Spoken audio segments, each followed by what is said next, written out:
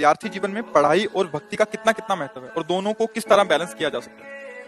अगर हम भक्ति को मुख्य रखेंगे तो पढ़ाई भी बहुत बढ़िया होगी। अगर हम पढ़ाई को मुख्य रखेंगे तो भक्ति नहीं हो पाएगी।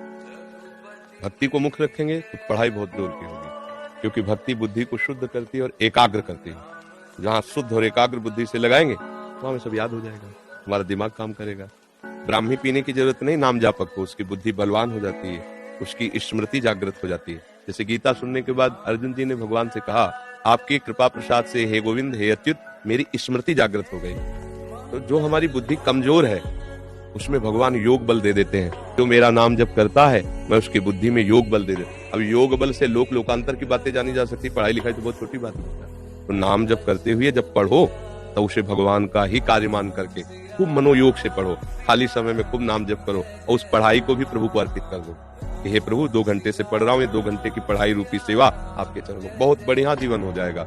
अगर पढ़ाई मुख्य रखोगे तो भक्ति में चित्त नहीं जाएगा, मुख्य भक्ति रखोगे तो पढ़ाई बहुत जोर की होगी। समझ पा रहे हो?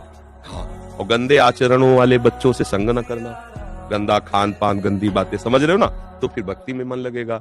और अगर जहाँ कुमार्गामी प्रवृत्तियां हो गई तो फिर नाटक होता, भक्ति नहीं। यदि पाप करोगे तो भजन में मन नहीं लगेगा, भक्ति नहीं होगी।